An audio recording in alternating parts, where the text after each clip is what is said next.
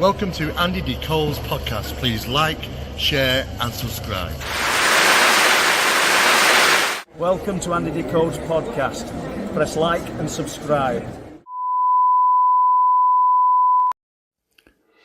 Welcome to Andy D. Cole's.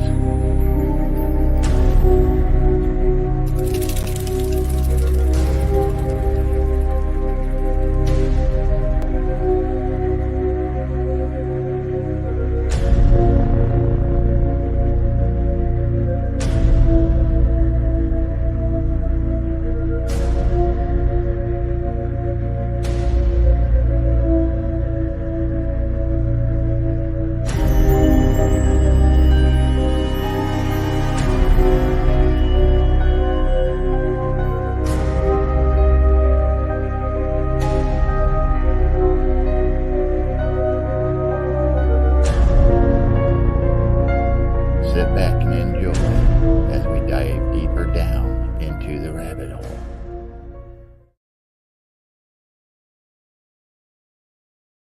Hello and welcome. So I forgot to add us back on the screen then. Sorry about that.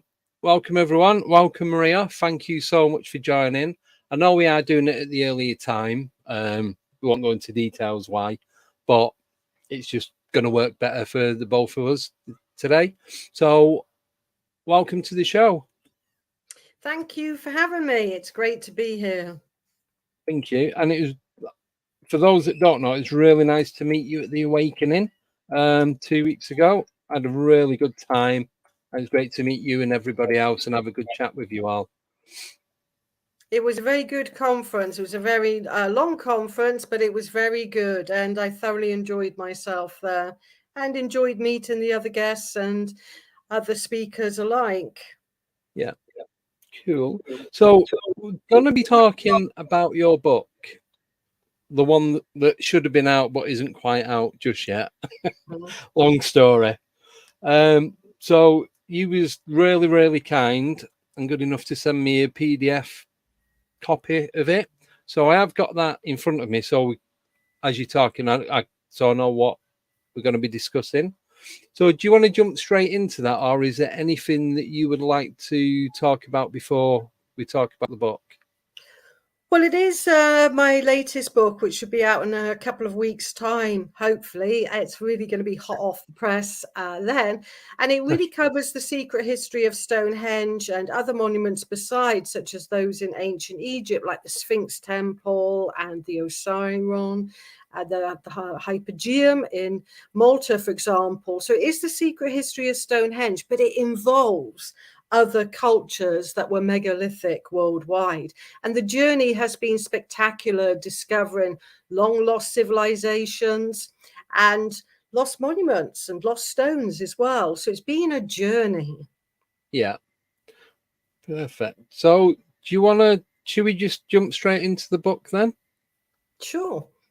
Right. So shall I just pick one of the chapters? Is that okay? Yep, that's fine. Right. So this one that caught my eye earlier on, Stonehenge and the Moon. Yes, a lot of people associate Stonehenge with the summer solstice and the sunrise there over the heel stone when viewed from the center of the monument. And it was Richard Atkinson from the 1950s and 60s that really grasped the public's attention about that. But he knew it was a degree out. It's not accurate. It's a kind of rough alignment with the heel stone. Now, if you're using the first phase of Stonehenge, so imagine that the Stonehenge that you are familiar with the lintels and with the trilithons on the inside, that's called Stonehenge Phase 2. Stonehenge Phase 1 had a huge chalk bank called a henge, and it had 56 blue stones from Wales, about 150 or so miles away. And that was the first phase of Stonehenge. And that first phase of Stonehenge was entirely dedicated to the moon, because from the center of Stonehenge Phase 1, which would later become the center of Stonehenge Phase 2, the moon every 9 years would rise above the tapering crest of the Heelstone. It was a sight to behold. And if it was around the winter solstice, the full moon in that cycle of 9 years, it would coincide with an eclipse and rise blood red above the Heelstone. And that is accurate to within a second, not a degree, Wow. which contains 60 seconds. So the most accurate alignment at Stonehenge is the moon. So what does that tell us? That tells us that people were gathering at Stonehenge phase 1 at night, not in the day. And when we think about monuments, when we visit them, we think about going to them within daylight hours. But I think that it was definitely a lunar monument dedicated to the goddess, and it was a goddess culture that was predominant in phase 1. So with the alignment, has that alignment ever shifted that you know of, or has it always been bang on where it is at the moment?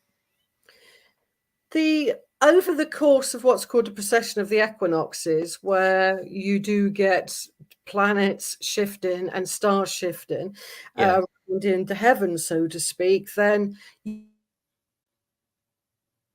yes, the sunrise is out now, but the moon is still pretty accurate at Stonehenge. It's a little bit off, but you could still see it rising above the Heelstone if English Heritage, now Historic England, would give us permission in which to see that, which they won't, because you're not allowed to enter it in the hours of darkness. But it would be spectacular. And as it goes up over what's called Lark Hill, it literally rests upon the tapering crest of the Heelstone. Okay. But I didn't know any of that. I always thought it was, like you said before, it was just lined with the sun. Didn't realise it was done for the evening or night time. Absolutely. It's only archaeoastronomers and professionals that really do know that, Andy. So, the most of the general public think it is the summer solstice, but this is what has happened. This is why it became a monument dedicated to the sun over the moon. The entrance to Stonehenge phase 1, that stone circle containing 56 blue stones, had a very narrow entrance, So it framed the entire moon coming over the Heelstone.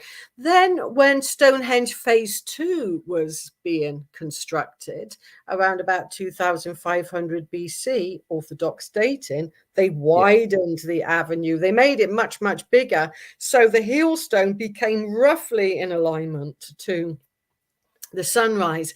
So it was really down to tinkering of the monument. And also at that time, it was, in all probability, the people of the Neolithic were goddess culture, and then a more masculine solar culture came in with the beaker culture, which were the Bronze Age people in effect. So they were sun worshippers, and the earlier ones, were lunar worshippers. The same at Avebury, you've got lunar alignments there. At Carnac in France, lunar alignments to all of the larger stones. So it's little wonder that Stonehenge is very similar. Yeah. Well, I'd learnt something completely new that I didn't even know I needed to know. So thank you for that. Just gonna. So can we jump onto the one that says the music of the earth? Yes, that's one of my discoveries to do with earth energies. Yeah. And it is really quite poignant that earth energies are exactly related to mathematical ratios that equate to music. And I'll explain that in a little while. So imagine this. The earth has very, very deep water aquifers way down, and these are different from the aquifers that are what's called groundwater. Groundwater is where water falls from the sky and fills up the aquifers and the underground streams. That's groundwater, what I call yang water. But there's another type of water, another type of aquifer and springs that are born within the womb of the earth. Literally, the rocks produce that. Now, that type of water, to a water diviner, an esoteric water diviner, produces spiral patterns or concentric circle patterns. And that's how you would recognize that's very deep water. You wouldn't necessarily bore for that. It'd be too expensive. You would look for the pattern of wavy lines, 3 wavy lines that represent groundwater, and you'd put a well in that. So as water diviners, we know the difference between very, very deep water that produces concentric circles and water that is groundwater. Now, those concentric circles seem to equate, well, they do equate to musical harmonics. Now, it was Kepler and Pythagoras that noticed one thing. Pythagoras to begin with. Pythagoras said that the movements of the planets of the heavens in the solar system created the music of the spheres. So he claimed he could hear the music of the spheres because all of their movement in their concentric circles produces this musical ratios. Kepler, on the other hand, said he couldn't hear the music of the spheres, but he claimed that the soul could hear the music of the planetary sphere. Okay. Well, this is mirrored in the Earth, in the concentric circles that the Earth emits, that Stonehenge and many other monuments beside, all of the circular features at Stonehenge, of which there are 6, were placed above the 6 concentric circles generated by that deep water. And those circles, their relationships in their diameters, produce the musical harmonics in mathematical ratio. So, for example, to just keep it really, really simple. Yeah. The major note, if you will, at Stonehenge is called the major third. It's 5/4 in its mathematical ratio. But Christians in churches use the major third in their hymns and singing because it raises emotional awareness and heightens your emotions. And that's then the main harmonic at Stonehenge. So imagine back in the day that you're stood in between the huge outer sarsen linteled circle and the bluestone circle. That's the harmonic ratio of the major third. And imagine if you were singing in that same tone as what was being emitted by the earth, you are becoming one with the earth energies and the temple upon which it was built. So these musical ratios are very important. They can be mathematical. That's nature producing concentric circles. But let's go to a Gothic cathedral now, Chartres Cathedral, and many, many others. Well, they incorporated mathematical ratios, the same thing. So you could produce it mathematically by the proportion of the building to the floor. That could be a harmonic, for example. But when it's nature producing this, this is what I call the music of the earth, Gaia's music. And I think the ancients were literally synchronizing their chants, their mantras, their voice to the one that prevails strongly at places like Stonehenge. And let's go to the Sphinx Temple now. By the Sphinx of Egypt fame that needs no introduction. We all know what the Sphinx looks like. Well, by that is a temple. And just like at Stonehenge, the major musical harmonic there is 5/4. The major third. And I find that not a coincidence at all, because I don't think there were coincidences in the ancient world. I think everything was by design and everything had a meaning and nothing was by chance. So the people of the past were expressing the musical harmonic of Gaia by their voices. So with this energy that was being produced and was in sync with the Earth's energy, what was that energy then used for? Do you know? Well, nobody really knows because the ancients never wrote anything down. But what we do know is it does have a musical ratio, it does have a frequency, and it is electromagnetic. And the ancients Right. were probably harnessing this type of energy with an advanced, long lost technology. So I see them as utilizing different aspects of earth energy. And when it comes to underground water and how underground water flows, obviously within the earth, it's always been said by water diviners at its source, the spring, it has a negative electrical charge, and all water flows towards the sea. That's its natural destiny, the mouth of the river, like the mouth of the Nile in ancient Egypt. And that has a positive electrical charge, and that going along that huge rivers and underground streams from the spring to the mouth, you have an electrical charge. That too could have been harnessed by the ancients, and it's not beyond speculation that they realized that this was in occurrence. Right. So has there ever been any negative charge from the way that the water was flowing? What do you mean by negative charge, Andy? Well, do you saying it's positive? So I'm presuming that that's good. But has there Oh any no, I been? meant in electrical terms, like positive and negative. Right. In Sorry. electrical terms. Yeah, I'll just clarify that for you. So a good question Yeah. to raise.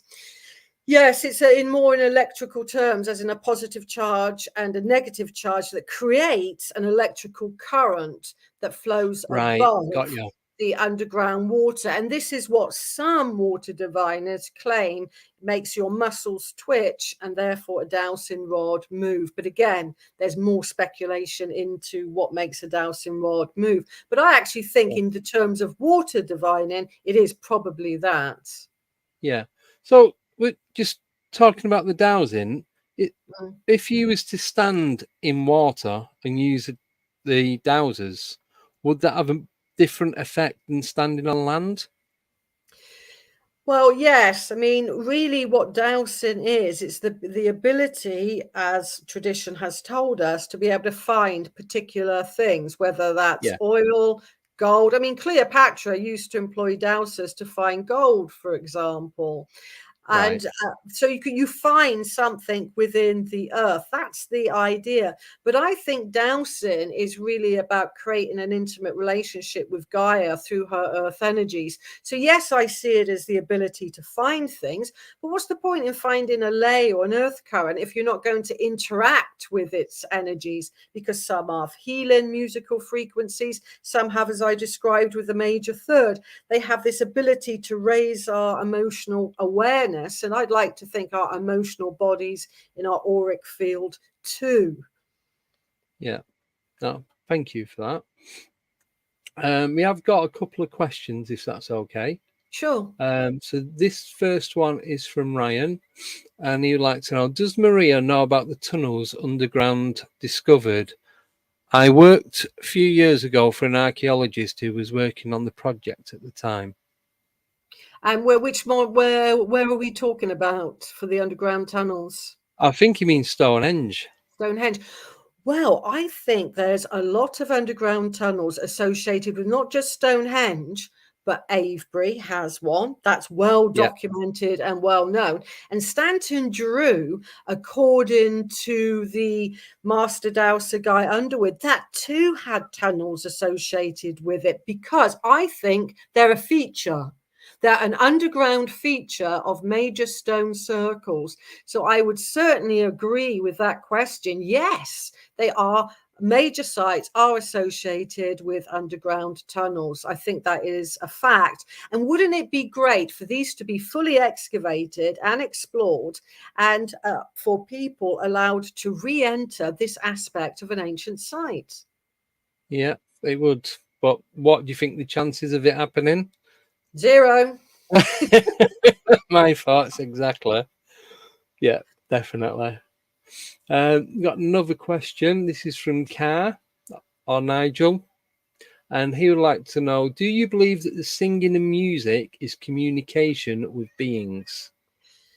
Carl, that is a really, really good question, and one that I feel is the answer is yes.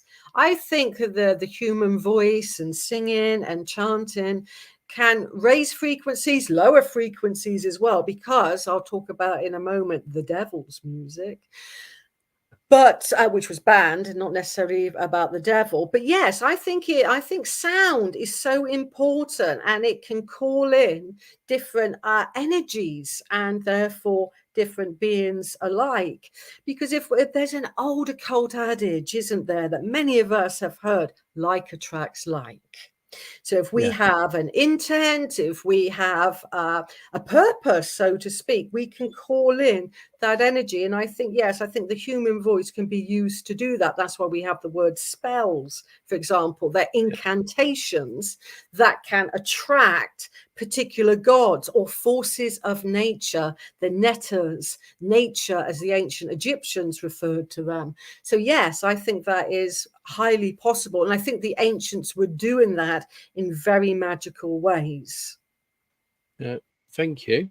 I've got another question related to the tunnels and water, and it's from Alien Woods, and they want to know: are or were the tunnels filled with water for energy movement along the ley lines, etc.?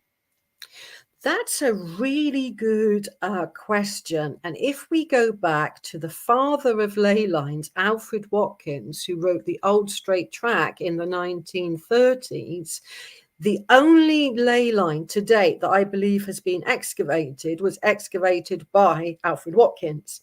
And he said it was associated with a fault line.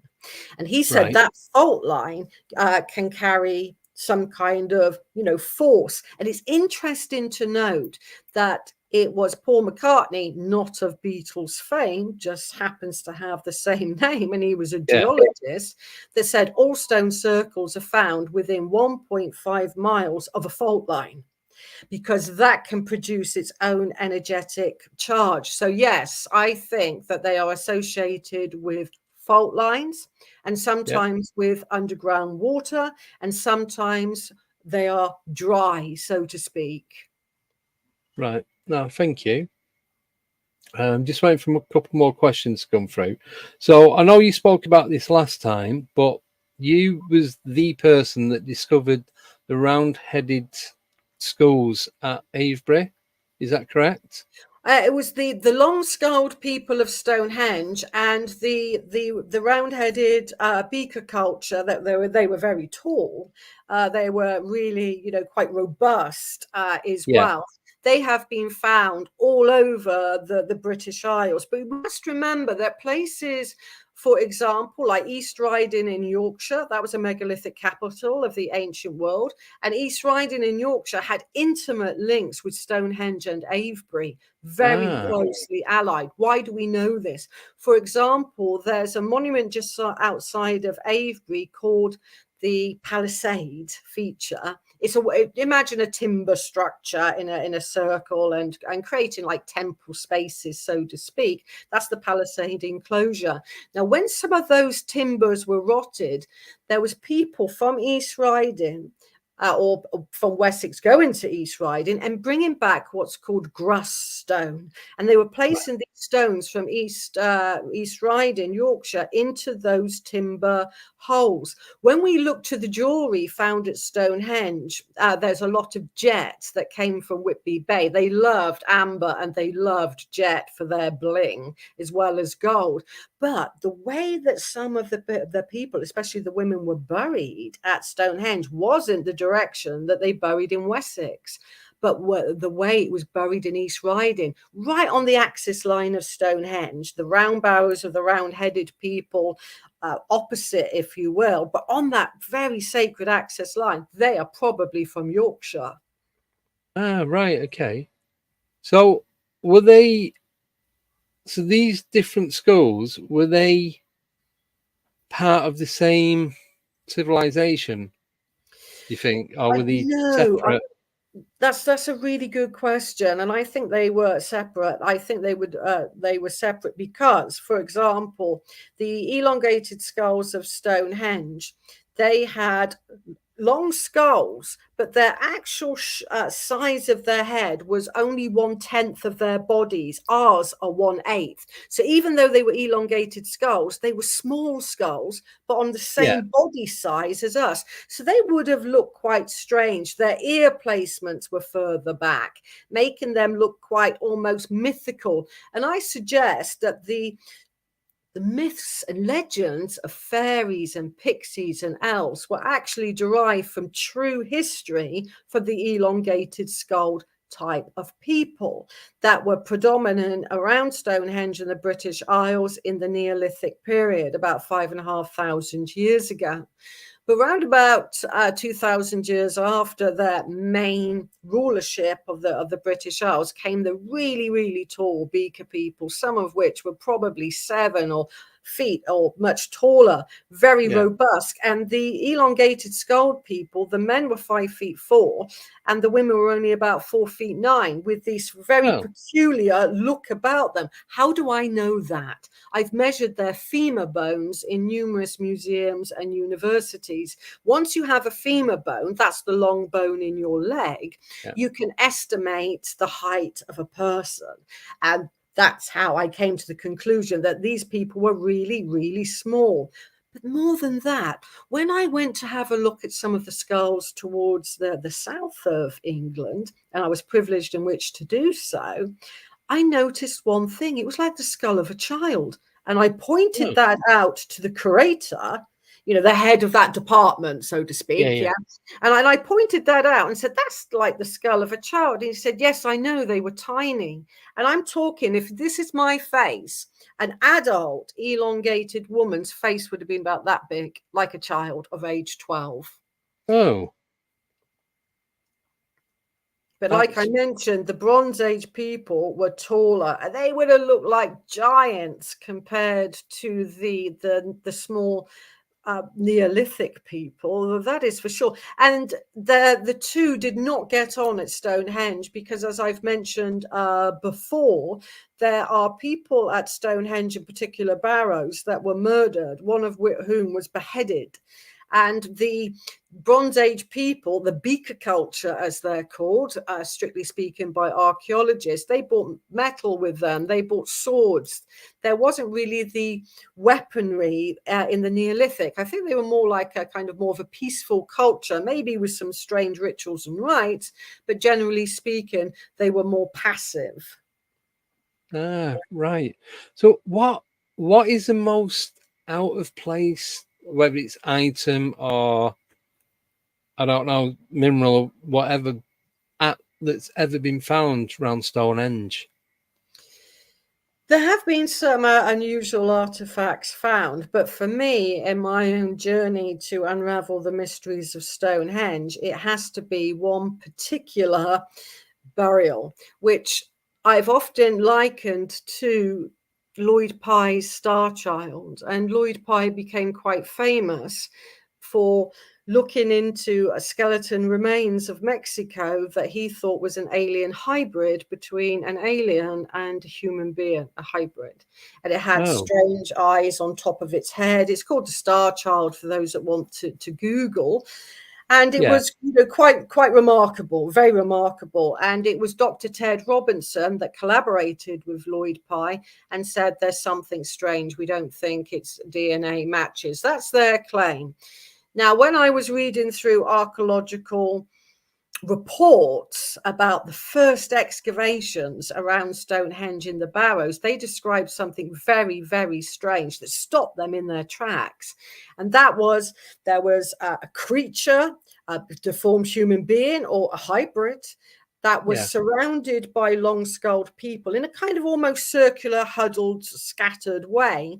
And they described it as having the eyes on top of its head, which is very similar to Lloyd Starr's Child, and a tail as well. They said it had a long tail. And when I showed the report through email to Dr. Ted Robinson, working on the Star Child project, he said it does sound to have similarities. There are differences as well, but there is some kind of almost similarity. What's going on there? Is that a disabled human being? Is it a Star Child? One thing that I do know is that barrow. They were so shocked about what they found, Andy, they left it all intact. They put it all back. So it's still there for future excavations. Okay. So they found it and then just thought, right, we're not going to mess with this. We're just going to cover it back up and leave it. Exactly that. And they didn't do that to all of the other burials. Most of the other burials were taken, and the skulls have ended up rather in Cambridge, Oxford, Edinburgh universities, different places throughout the British Isles. Those ones they didn't want to touch. So something made them really sense what is going on here, and clearly they didn't like it. No, I was just wondering, would it be possible that they, like you just said, that they discovered or found something that kind of told them not to mess with it? I think so. There's a couple of strange stories as well with the early excavators that were called Sir Richard Colt Hoare. He was the kind of toff with the dosh that paid for the excavations. And then you had his labourer, who was a very early archaeologist called William Cunnington, and they were a duo, and they excavated hundreds of barrows across Wiltshire, focusing on Stonehenge. And when they found the bones of what they claimed was a very tall and stout man, could have been, one of these 7 feet people, maybe taller, who knows? They didn't actually say how high, and they didn't measure the femur bones, unfortunately. Right. What happened was they were excavating that particular barrow. There was a thunderstorm, and all of the excavated material, which was piled behind them, hurtled towards them, and they stopped that burial in its track and left it. So that's making me think then. So all these tunnels that we're not allowed to go down, do you think then that there's more finds in there and that they don't want to move, and that's why we're not able to gain access? At Stonehenge and Avebury, unfortunately, or fortunately to some, it's a UNESCO World Heritage Site. And once anything's deemed a UNESCO World Heritage Site, you have to have a good reason to excavate. Even archaeologists such as Professor Mike Parker Pearson from UCL London, he can't dig where he wants at Stonehenge. He's not even allowed. Could it be a cover-up with UNESCO? Possibly. Are they trying to save the monument? Well, with a new tunnel going to be for cars at Stonehenge, I don't think that's on their agenda at all. No. So how was you doing the petition for the tunnel to stop the tunnel being built? I wasn't doing that. That's the Stonehenge Alliance. They have, like lawyers, and they have a lot of people backing them with a lot of, good information and insight. I certainly support them in everything that they do, and other people beside that are against the tunnel, because it's not necessary. And they say it's at a noise level. Excuse me, English Heritage, noise level. You have the Royal Artillery shooting guns closer than what the road is, and you can hear boom, boom. I live 17 miles away from Stonehenge towards the south, and when they're practicing the army maneuvers on the Salisbury Plain, which is very close to Stonehenge, I can hear that in Marlborough. So come on, it's not about sound. And Stonehenge, for those that don't know, which I've said for many, many years now, is surrounded by 16 military establishments. Yeah, because I've only been around there a couple of times. Actually, don't know if you call it lucky, but I got to go to do a job at Portadown, so we had to pass. So we had to pass Stonehenge to get there, and then to come back. There was a little bit of military action going on, but not that much. I was literally the other guy was driving the van. I was literally hanging out the window taking photos and videos. But even the nearest road to where Stonehenge is probably quarter of a mile. And it's not. It wasn't even. That was a Friday afternoon. It wasn't even that busy. No, I mean the main thing for English Heritage is they can control that landscape. They will control the landscape. Once you take that road out, you won't be able to stop. You won't be able to go up the byways. It will all be grassed over, and they will own it. It's about ownership, control. Right. So do you think that the military have got any say in what goes on there then, with there being so many bases? Well, a lot of people claim there's an underground base quite close to Stonehenge on the road on the other side. That's been claimed by a few people, and that is a possibility. So I think there are.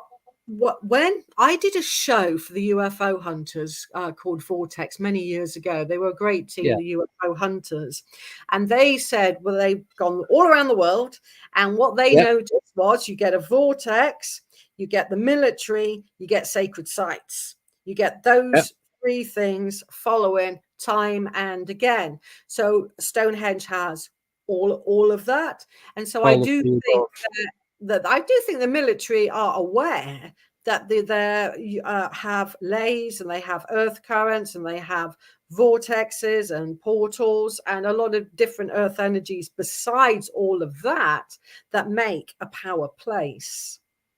Right. So I know, because you've worked around there and you do a lot of your research, obviously, around the area. Has there ever been, when you've been there, a lot of military presence actually at Stonehenge? Not necessarily at Stonehenge, because, you know, it is a tourist site and they are going to be very diplomatic. You're not going to get, for example, a lot of military activity inside of Stonehenge with, you know, a load of Japanese tourists walking around. That's not going to happen. I think they're more subtle than that. I think, you know, they're probably on the periphery, shall we say, because on the periphery you have no-go civilian areas. You can't enter it. It's no-go for civilians, like Area 51 is in Nevada. In the States. And I'm sure that they're aware of that, because some of the most interesting burials, some of the most interesting sites, never accessed by the general public, lo and behold, they're on the no-go areas of the military plane. Cannot be coincidental. No. Well, I've got another question for you, and it's something that, as you know, I drive for a living and used to go all over the country, but where these military installations are, it just seems that they look very random. But do you think it'd be possible that if there's some sort of underground network and that's like an entrance or exit to get there, it'd be easy to build a government facility over the top to stop the general public from going in, so it's only authorized personnel that can gain access to it? Absolutely. I mean, I was with a colleague who investigates underground bases all across the British Isles. And we were looking for a particular ancient site called Fosbury Hill Fort. That was our mission for the day, so to speak. And for some reason, we went wrong. We found ourselves going down this winding road with no other cars, but we kept on keeping on, so to speak. And suddenly we came to what was perceived to be a farmhouse, but on close inspection, it wasn't a farmhouse. It was clearly military, because they had in the dining room, as it were, a massive table with plastic seats around it, not one photo, not one picture on the wall. It was definitely a boardroom, and in the other rooms we couldn't see what was going on, but that was clearly a face trying to make it look like a farmhouse by farm build. But they all seem to have these types of buildings built upon these sensitive areas. They have the same kind of facade. They have the same type of door. They have the same types of roof, so to speak. And they look like they're a home, but they are definitely not. And there was nobody around there. And it had such strange energy, absolutely strange, that we felt we shouldn't be there. And we felt that we should leave straight away, which we did. Then I asked him to look on Google Earth to see where it was on Google Earth. No accounts of it on Google Earth. Then we went to get a good old-fashioned OS map, an up-to-date OS map. That wasn't on it either. No. And they have everything on them. They have every footpath, every tree, every dip, the lot. Yeah. And that was, and he investigated that, and it was not on there. So that was clearly some type of establishment. Yeah. So did you feel like you was being watched when you was there? Yes, I mean, it was quite strange because we realised after a while we're going down a long road and we're the only one on it. That was the kind of first thing. Yeah. And looking around, but you're now in a very steep valley with these huge hills blocking all the view off. Okay, so we're very down low going through this like valley, and that's when we came to the and it did have a no entry sign in it, but we planned to turn the car around there anyway because you couldn't on the road area, and that's when we realized we'd stumbled across something quite strange. Yeah, they seem to be very strategically placed, the things like that. So it's out the way where no one can see, and as you said as well, that you shouldn't have been going down that road anyway. So if you'd have gone the correct direction, you'd never have known anything about that place. No, we realised it was, a so-called private road. We hadn't really realised that when we approached it first time, but when we went back there a second time just to have a kind of scout around again, we realised, oh yeah, it does say actually private road. So have you been back there since? No, I've only been there twice. I personally didn't really like the energy there, and I'm very sensitive to earth energies, lays, etc. And I decided that I wouldn't investigate it anymore. Yeah, no, it's not worth it. No. Right, got a couple of questions. One is from probably your nearest neighbour in the chat, nickname, and she is asking, can Maria talk about Carsham and the underground bases? Right. Well, yeah, Corsham is quite, famous in terms of the underground bases there. And it was Matthew Williams, actually, that really investigated that with his organization, which I think is called Urbex. And he's done a lot in there and filming. He goes to a lot of bases to film them. So it does seem it was very active at one time. It seems to be more decommissioned today as to do with anything to do with the military. But I think at one time it was highly active. But again, is this the face of something? When investigators like Matthew Williams go into these places, is it part of it made to look derelict? For instance, and another part could be more active and used. I think we need to keep an open mind of what we see as being on the face of it to be no longer in use and in a state of disrepair, and what is really going on in the background. So Corsham, I think, is also quite poignant because it's got a really nice dolmen, that's stones with a stone on top. So you've got the supportive stones. It's called the Three Shire Stones, the dolmen there, and that seems to be on not just a ley, but on an earth current that links it to that area of the manor house that is that was used by the military there. Yeah, because that's what I was going to say. When it all looks like it's not being used anymore, is that just a front to put people off from going, to make people think that there is nothing going on, but really there's probably about 1 million eyes watching every single movement that you're doing, and there's stuff going on in the background. Exactly. In Rudlow Manor at Corsham, I think it is like that. When I took a tour once, talking about being watched, Andy, you've just triggered my memory. When I took a tour to the Salisbury Plain, we went up to a barrow called White Barrow. It's got a public path to it. We're not trespassing, but it is quite close to military land. That is for sure.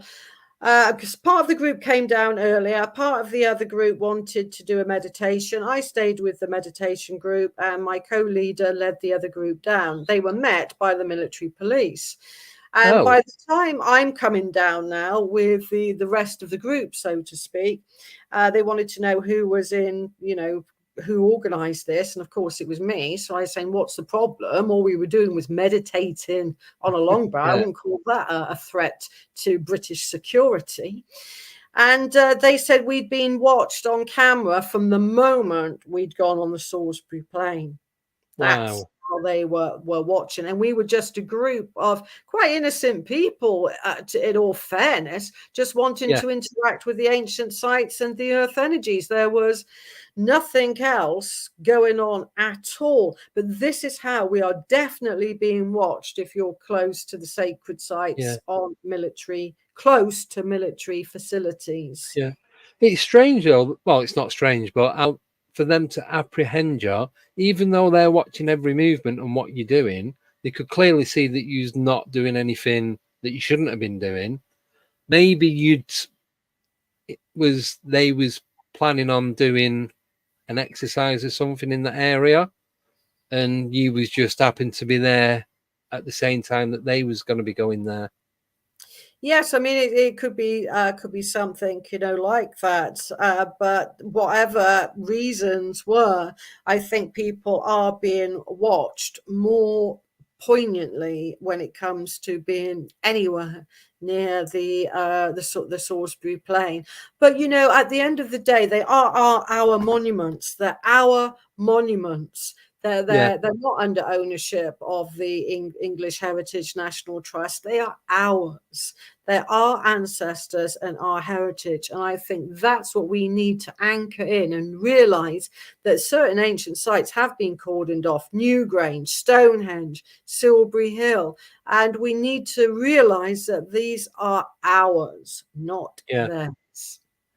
But do you think then that there's the possibility that the government, military, have found other places like that that we don't know about, that they've got there before the general the general public, or say there was a town there and then over the years everyone's moved out and the military have found it before we have, so that they've claimed that, and that's why they're building these facilities to stop us getting in, not just the tunnels and Yeah, that's an interesting concept, and one that would warrant further investigation. I think, to really see if that is actuality, which it could in all probability be. I think this is what we need. We need people that come up with these ideas, like you, Andy, and like your listeners and watchers will be doing alike, and thinking, well, is that right? Is that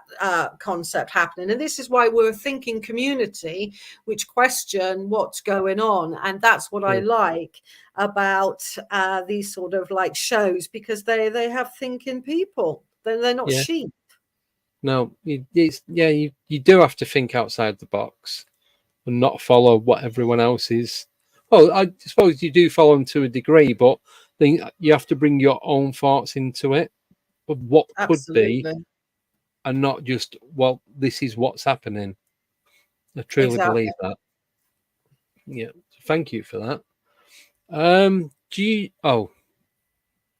We'll do one more bit just before we go for a break. Is that okay? Absolutely.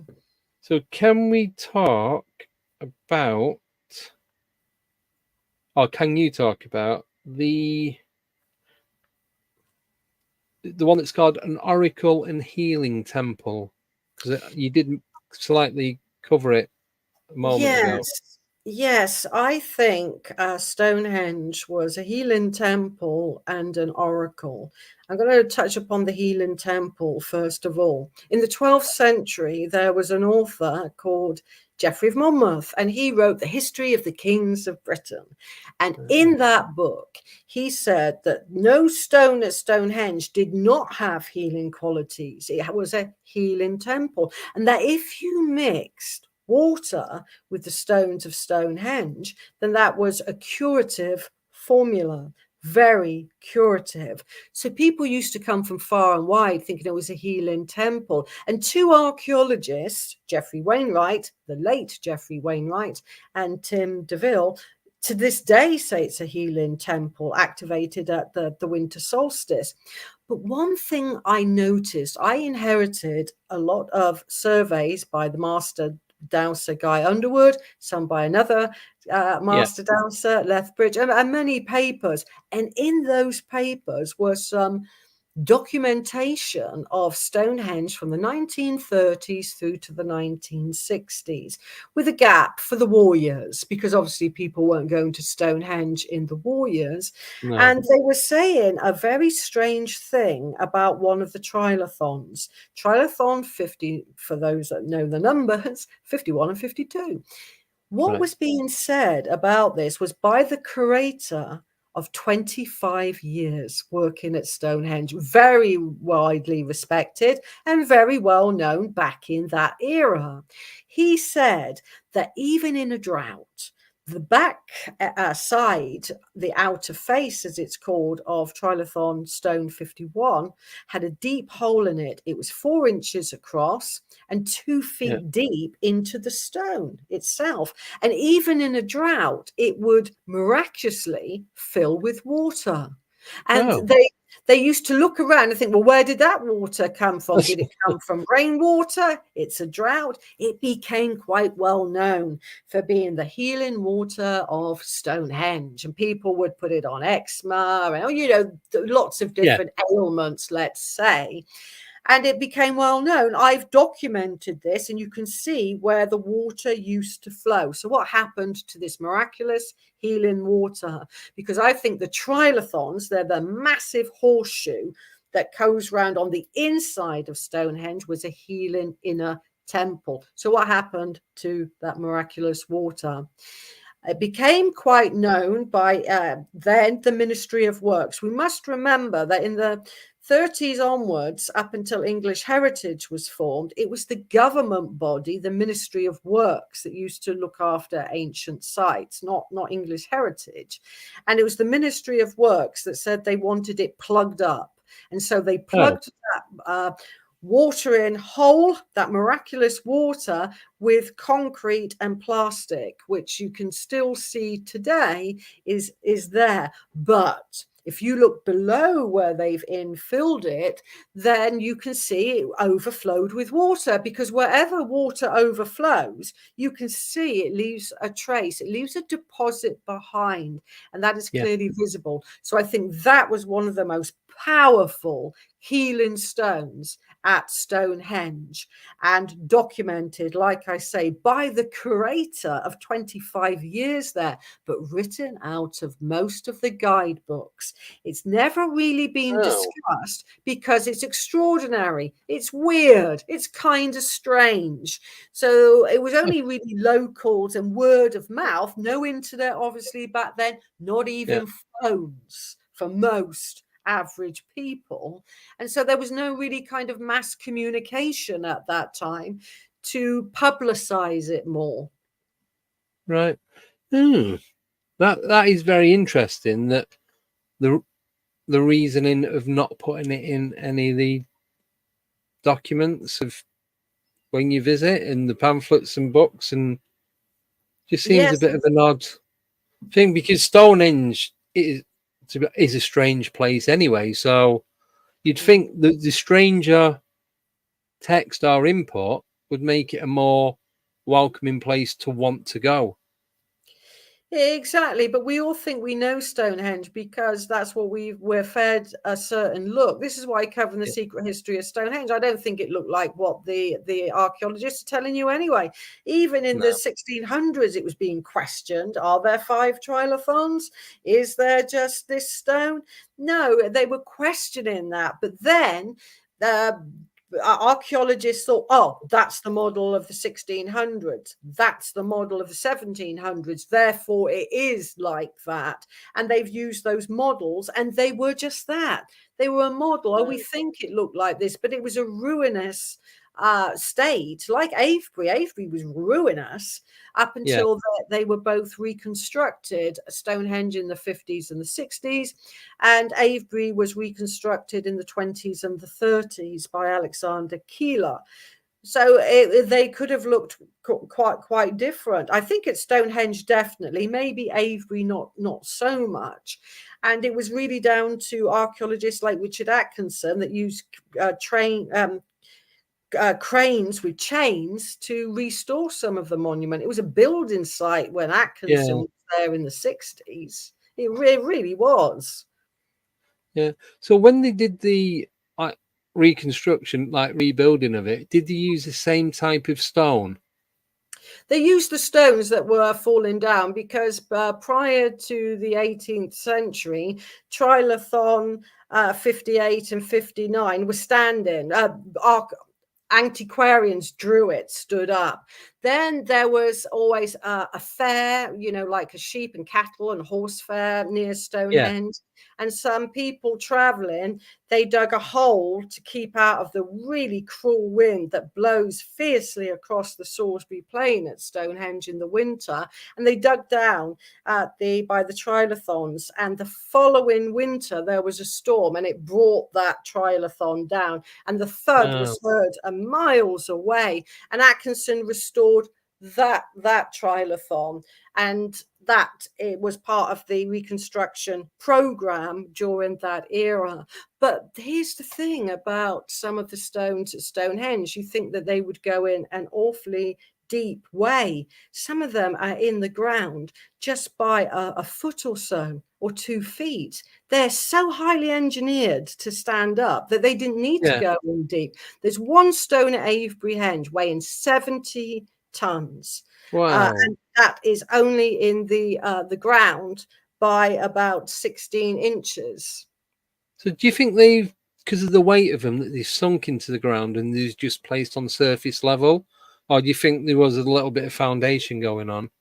They're not in the earth. What's unique about Wessex, Wiltshire, and East Riding in Yorkshire is the stones were not put in the earth. They're in solid chalk bedrock. So you can find the socket. Do you see what I mean? It's down in the chalk bedrock, and that once you mix water with a little bit of lime and chalk that's ground down, it sets like cement. Yes. Okay? So that's what the ancients were doing. They were basically cementing in stones with natural cement to keep them in those sockets. But chalk as well is highly conductive for energy and electrical frequencies to flow through. So I think that's why. And the largest monolith standing stone in England is in East Riding. It's the Rudstone monolith, and that's higher than the stone, the greater Trilithon at Stonehenge. Oh, well, no, just for you saying that, there's a place not too far from me, just outside Luton, called Dunstable Downs. And that's chalk quarries. You might have heard of it. It's across the way from Whipsnade Zoo. No, I and haven't. So we used to go. We'd drive up there and we'd go for walks around, and it is just all chalk everywhere. It's like literally you can pick up in a block of chalk, but there's no stones. There's nothing there. It's just. But this goes down into a dip and comes back up. Because you've got the London Gliding Club on the opposite side, so you can watch the gliders be taken up and released, and at some points of it you can stand and you're higher than the glider. But that's all chalk as well. Wow, I mean it is extensive. I think as well, if my memory serves me correct, but forgive me if I'm a little bit off. I think that the chalk bedrock goes as far as Kent. Ah, right. Wow, because there was a lot. I know from, well, I don't know if it's true, but we learned at school with the Ice Age that a lot of the clay was pushed down, and that's more in the northern hemisphere. And as you get further south, there's more chalk. I don't know, is that true? I kind of remember that. Yeah, the chalk was formed. You got a lot of shells in chalk. It's when the Alps was formed. When the Alps came up, the seabed moved, and that's the chalk used to be the seabed. Okay. Right. No, thank you for that. Another lesson learned. Right. Should we go? Yeah. Never have too many. Right, should we go for a break and then we'll Sure. come back and carry on? Right, Okay. so 5 Perfect. minutes. So see you then. Okay, thank you. Cheers.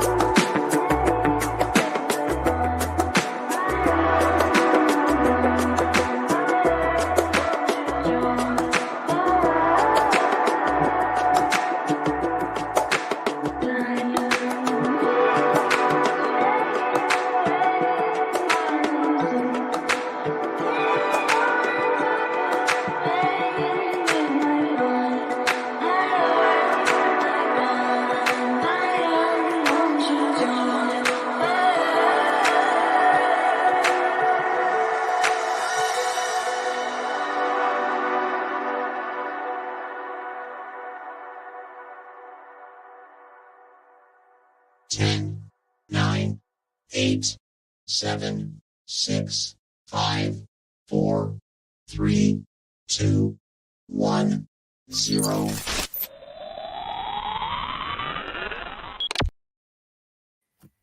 Hello, and we are back. Hi. Hi. Is that enough time? I think it's Absolutely. just the right amount of time, I think. It used to be 2 minutes, and it's like even I was rushing about trying to get back, and yeah, 5 minutes is just right. Not too long, not too short. Right. So if we carry on with the book, I'm just trying to find something that we've not covered. Well, what I could say is you're finding a topic. We spoke about the kind of healing side of Stonehenge, and I think Yes. it was also an oracle side as well, because it was one of the master dowsers, Tom Lethbridge, who studied stone. He was an archaeologist from Cambridge, incidentally, who then studied dowsing, and he realized that you could program stone, and you could program stone in many different ways, one of which was to project, like one's thoughts, one's energy, if you will. And if you tap it at the same time, you're doing what he called thermal shock to the stone. And there was other archaeologists, such as Don Robbins. He was the archaeologist that discovered how to analyze food contents in, people of the past that had been buried. He became quite famous for his chemical analysis of stomach contents. But he realized that, again, you can program stone, and they were doing it probably in the ancient world by tapping into stone, and all of the stones at Stonehenge are dressed. They've been made into lozenge shapes, and these two archaeologists claimed that could then be programmed to release something. If you projected into it, they claimed that you could release. And also they said that you could tell if a man or woman tapped a stone. And people can do this with dowsing at home. It's quite fun. Get a male to hammer a stone, get a woman to hammer a stone, and then place a pendulum over the top, and the woman's bionic field, as Lethbridge would call it, goes counterclockwise, anti-clockwise, and the male energy goes clockwise. And I've doused all of the stones at Stonehenge, and the greater trilithon, the largest stone, had a female bionic charge to it, not a male. So we need to kind of maybe think outside of the box of who was a mason back in prehistory. There was clearly men and women doing that. But Don Robbins took the concept one step further and said it was programmed to release an image, and then images can be stored in stone. He got the idea from what's called the hexam heads. The hexam heads were like these strange carved, about the size of a tangerine or a tennis ball, of these heads that were carved, that were claimed to have been done in Celtic times, but in the Iron Age, in other words. And they were found in the council house back garden in Hexham. So that's how they became known as the Hexham Heads, because that's where they came from.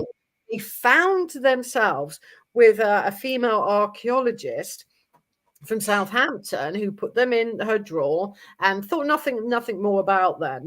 She was going to analyze them later. They looked Celtic. They had that kind of Celtic hairstyles, but one had a foreboding look, like a hag.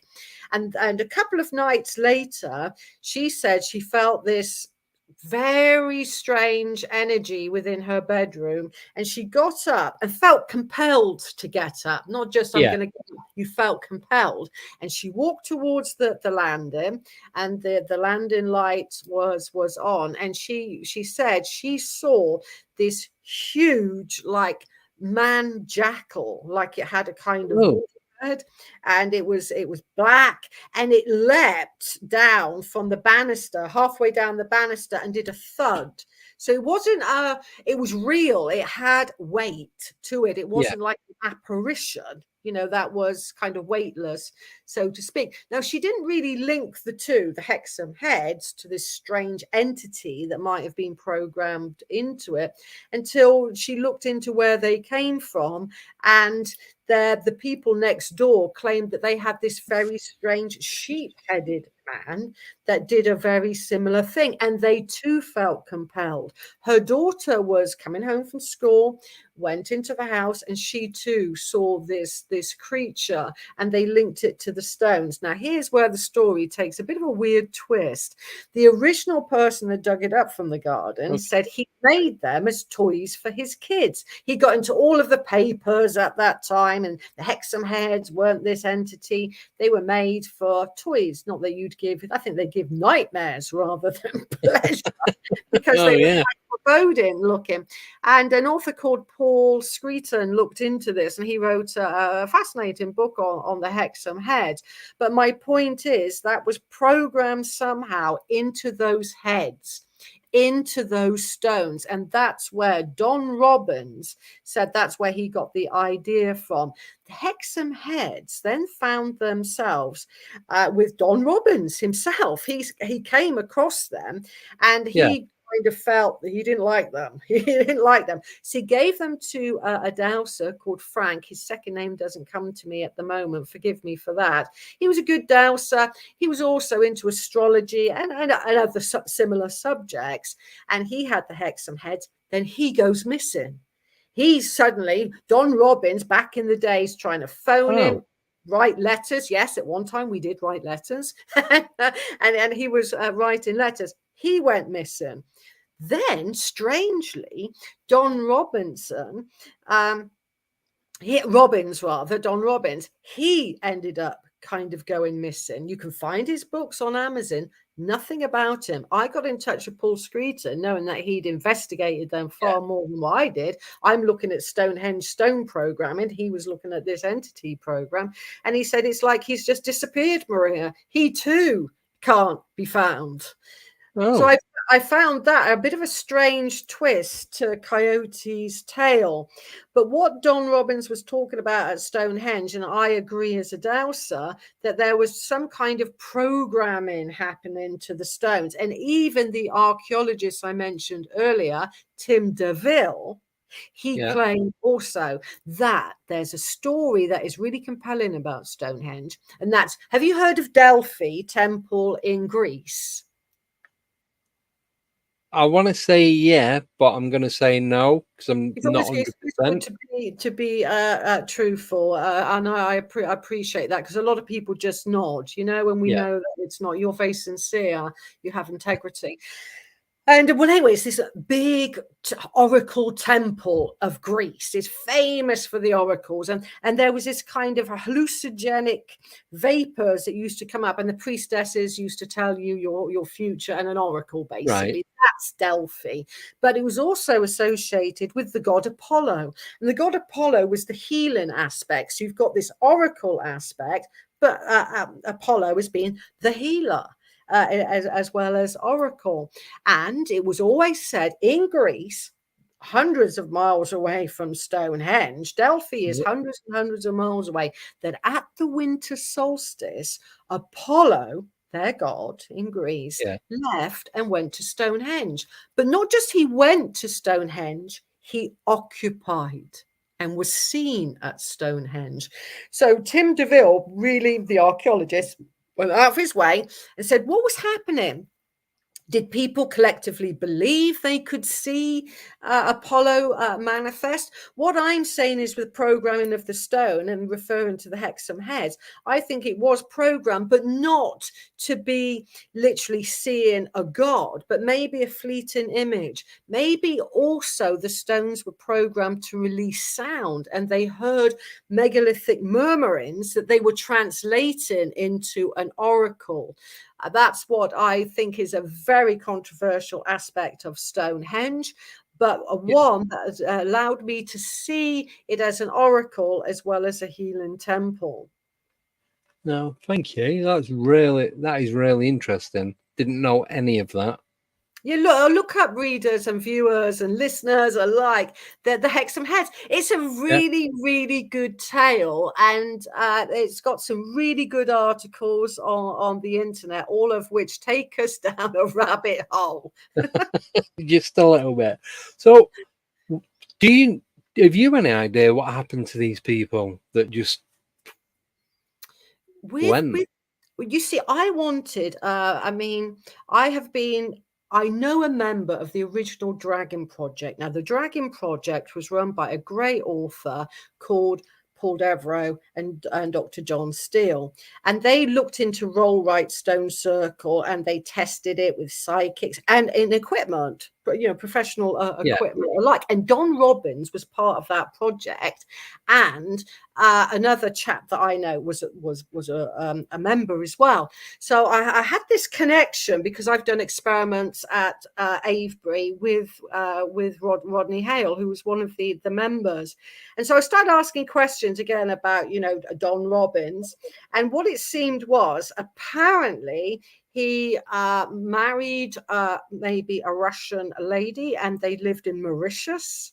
And they lived in Mauritius for a while, and then bang, nothing more has ever been seen of him. The trail has gone cold. Where he is and what he's doing. Like I said, I've got a great quote from the author saying, I don't know what happened. But we often find that people that are really pioneers in these strange, extraordinary concepts, whether it's Wilhelm Reich with orgone energy, whether it's Don Robbins and me following up with ideas about manifestation at Stonehenge. Don Robinson, incidentally, never mentioned Stonehenge on that level. I took his concept and explored it, if you see what I mean.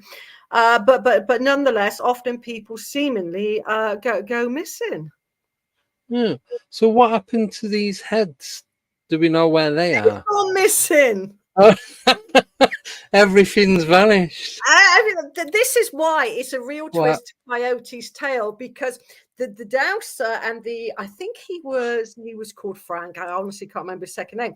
He was a known dowser for his era, and he was also into astrology. He took them. He said in dowsing that they were not good energy. So we gleaned that much from him. But I think Don Robbins felt that, and the woman archaeologist felt that. Everybody seemed to feel that. The only thing that they think that happened to Frank, quite sadly, is that he had some kind of car accident, and then the heads go missing. They gone and they've been tried to be tracked down. I think Paul Screeton managed to take some photographs of them, and they do look strange. And the one of the hag with her kind of wool eyes and beaked nose, your typical kind of old-fashioned witch look, and I don't mean that in derogatory for women, because I love witchcraft. Not saying that in a derogatory way. It's more of an archetypal look. That's the one that they didn't, and nobody liked. The other, more male-looking Hexham head, shall we say, that had more of a kind of neutral energy. But I think the government intervened. And I think that guy from the council house who found them, he claimed in his first story, he dug them up in the garden. That was the first story. Then suddenly, when all of these supernatural, paranormal things start happening, wow, he changes his story big time and says, I made them for toys for my 2 children. Yeah. So how many heads were there? Do you know?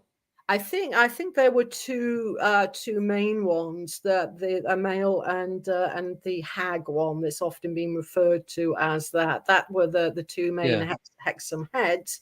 And I do not believe for one moment that you would make a terrifying object to give to your little girl to play with. I mean, I had a Cindy doll and a Barbie doll. I mean, I had dolls. I didn't have these. I know kids can be pains, but you won't want to scare them to death. No, and it wasn't just the entity that was in the archaeologist's house. It was also in the house next door to where they were found. And they claimed, the neighbors, that where their heads were dug up, original first story, that every now and again there'd be this mist that they could see, and it freaked them out. They were just people listening to what had happened, and became quite terrified when they experienced the entity associated with the heads. Yeah. So it seems that the first story, that he dug them up, seems more feasible than I made these for my children. Yes, that's what I mean. The story changes its line because the activity started happening, and I think he was either encouraged to say that to the national newspapers at that time. Again, we got to remember, Andy, as I'm sure you're aware, there was no media, social media. No. Nobody could really find out what was happening in Hexham if you lived in Wiltshire, unless you bought the paper and it made news headlines on that level. And this story made that. It made those headlines because it's like a film. It's not your everyday occurrence, is it? No. Well, I've never had anything like that happen where I've ever lived, or not that I know of. So that is fascinating, because it's like, who? Because I want to know who originally made them, and then what was put into them, what type of, I suppose, magic, or what type of magic was put in there, and what was the original use for them? Exactly. I mean, these are excellent questions. You know, you kind of got that journalist mindset where you bump off questions, and that is exciting to get these answers. So the story kind of dried up, but what I do think is, going back to Don Robbins, the archaeologist, he claims that, you see, if you look at the crystal matrix structure of rock, you know, it could be a big sarsen stone, Stonehenge, could be the Hexham head. It's rock. They have this kind of crystal matrix on the inside that is visualized at, and some of them have what's called an imperfect lattice. Okay, so it might be a little bit of an iron deposit. It might make a clear quartz look a little bit mucky in one place, if you see what I mean. That's imperfect. Now, these little imperfect places, they're like holes. They're like a black hole that can attract of like an ion, and these can have memory. That's what he's claiming. And when you program the imperfect stone, and there's a lot of imperfect stone with iron at Stonehenge because they have that rusty hue to them, that's how you program stone. If you put in what they call dynamic shock, you're programming it as you're banging your kind of thought forms into it. And I think, you know, the magic of stone has prevailed over history. You know, the Muslim community, like that huge meteorite, it's a rock. People go to the stones today at Avebury and all over Castle Rig in the north, the Rudstone monolith, because we get attracted to stone. We even, you know, wear stones. We have, ever since the dawn of humanity, we do have this intimate relationship with crystals and stones. Yeah, I've actually got, I'll show you quickly. There's probably about 30 different crystals in there. That's lovely. So I just collect them, try and keep them all together. But I used to have them all spread out, but they'd fall off the shelf, and it took me weeks to find them. Well, one moment, I'm just going to show you something here. Yeah. These are my crystals. It's in a kind of big wand, like this, and it's got a beautiful mock crystal made of glass on the top. But that's got. Did you make that? No, I'm not that clever. I wish. No, that was made for me by a lady that runs a website called Light. The Light. L-I-T-E, the L-I-G-H-T, light.com from Las Vegas. She did that for me, and she's very clever. She does a lot of orgone pyramids as well, and makes beautiful orgone pyramids. Yeah, because I was thinking of doing something similar, like getting them in a pot, and Joe, where you pour is it epoxy resin, I don't know. and then you let it set, and it comes out like that. But I couldn't craft anything as good as that. It'd just be bowl shape. That'd be it. Yeah, I think mine would be a kind of a splat or something. Yeah, or something like that. Yeah. No, that's not more my forte. Give me earth energies, megaliths to explore. That's what I can do. But I'll just show you one of her pyramids because they are absolutely stunning. Yeah, I love all stuff like this. That when you said pyramid, I thought it was going to be tiny. That is amazing. I've got one much really bigger. is. I've got one Wow. twice as big as this, but it's all. This is a yin and yang one with a huge crystal at the top, and then black crystals. Like if I show it that way, you'll see what. Oh yeah, so it's all like symmetrical. Yeah, it's very beautifully done, and like I say, she's very gifted at commissioning these types of pyramids and, you know, making them look absolutely stunning. So no, I could not do anything like that. I'm not really that artistic. I can do a diagram of a megalith. That's it. That's my artistic over. Did you at the awakening? Did you go to the stall with the guy that had the pyramid? I know they weren't as big as that. The Richard, was it? Sure, it's called Richard. I don't know his name, but yes, there was some really nice the magnetic stones that had no iron in them. That kind of blew my mind. I didn't see those. I'm absolutely jealous now. Describe them. So they were just I'll just get 2 crystals out of it. It was bigger than this. Okay. So I think these 2 are like the quartz. So you put them and you get to a couple of inches and you could feel them pulling into each other. You could feel the magnetism. Brilliant. And he'd say just put them down and get any 2 of the others. And and then they'd do exactly the same thing. You could feel it being pulled in.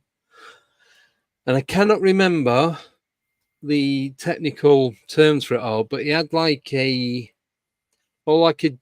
large molecule just made up of metal strips of metal, and it's squashing in that, and he's explaining how it all. You probably understand it better than I will. Explaining how it works with the attraction in it, and I can't remember the name of it. He did explain it all, but there's so much going on. There's no way I could remember all of that. It is. It's a bit mind blowing. Literally, it's mind blowing. Places like Awakening, and plus you get a little bit tired as well. Well, I did. Yeah, there's a lot. But I bought this one. Now I can't remember the name of it, but this is the one that charges all the other crystals. Yeah, that looks like selenite, does it? That's it. Yeah, I was going to say it begins with S. I couldn't remember the name, but it's on a stand with the light underneath. That's nice.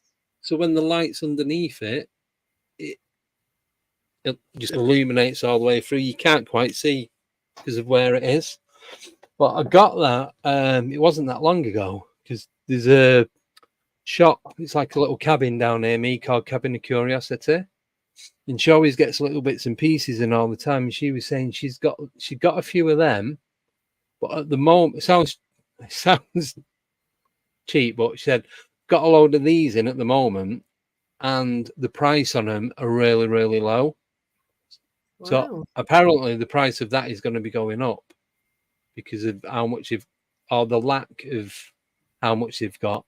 So I didn't even pay. I think it's less than £15 for that piece. That's not so bad. I was, quite impressed with that. So I thought I'm not letting that go. So hopefully that's charging all the others up. Fingers crossed. Yeah. So I've just always collected crystals. Like you said before, there's just something about them that you're drawn to. And it's like I could go in a shop and could be hundreds on display, but you're only drawn to certain individual crystals, not every single one of them. Yeah, and the ancients at Stonehenge and Avebury were like that as well. They're, like I mentioned before, their favoured crystals were amber and jet and jet is often called black amber because it has this kind of electromagnetic quality where if you rub it, you know, a bit like if you use a plastic comb on hair, it can have that kind of electrical effect. Static. Yeah, static. Exactly. The amber and the jet can behave like that, so you can get it to stick. And what they were wearing at Stonehenge was a lot of amber, and sometimes these massive amber breastplates. The priesthood wore as well, and they were using jet. So their standard crystal kit, if you will, is noticed in burial after burial after burial. Was amber jet, these blue, really piercing blue, like copper coated beads. They called them beads, but they were not in a necklace. They were an object, and clear quartz crystal. That was what all the priesthood seemed to be carrying those around with them as some kind of standard kit when it comes to crystals. So they, even back in the kind of era of the prehistoric past, they were attracted to certain crystals. And amber as well has been used in cough mixtures up until pharmaceuticals made everything synthetic. Preceding that era, a cough mixture was made from amber, and it was included in that. So it has always been known to have quite strong medicinal properties. Yeah. And if you burn it, then that diffumes and creates a kind of, you know, like you would use sage to clear something in clearance. Amber was probably being used like that around the Stonehenge environs and imported from Estonia. That's where they were getting it from. Right, okay. I was going to say, how easy or difficult is it to get amber?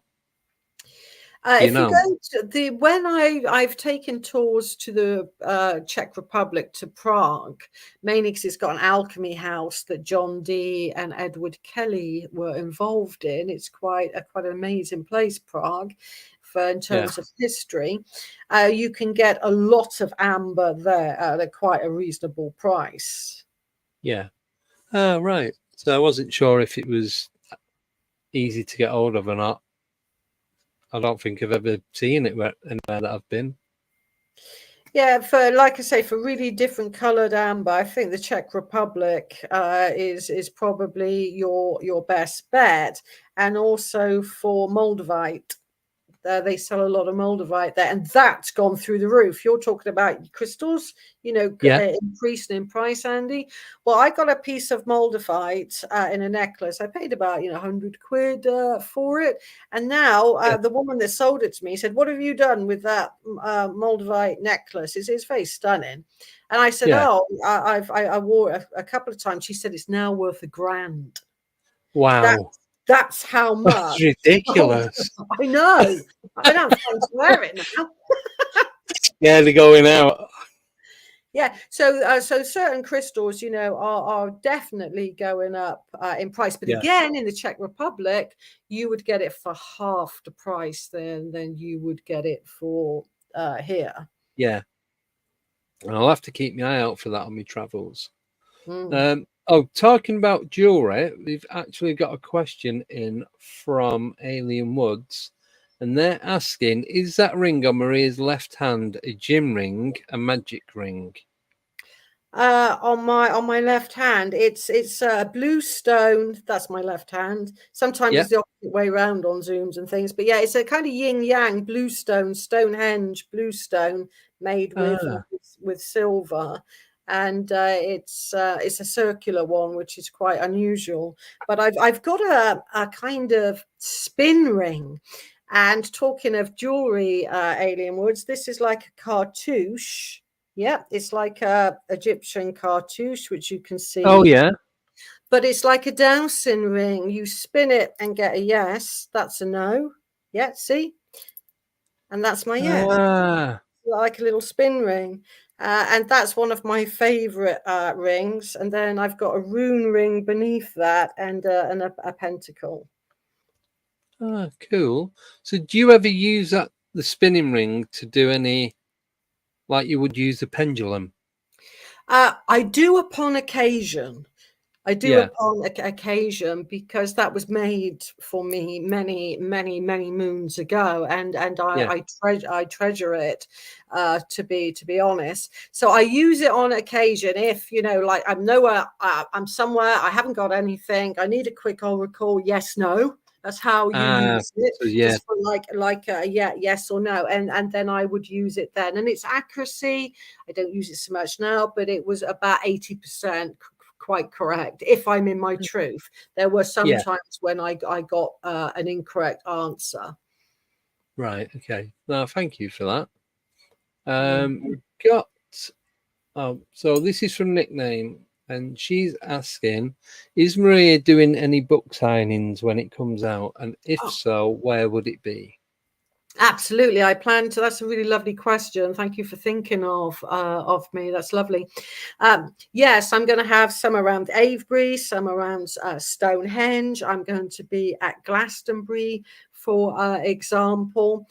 And I will also be going to America. So I'm going to be around this area, but I'm also going to have literally, you know, if you get a book, we're going to meet online as well. And I'm going to give some free lectures and kind of, you know, some virtual book launch as well, so to speak.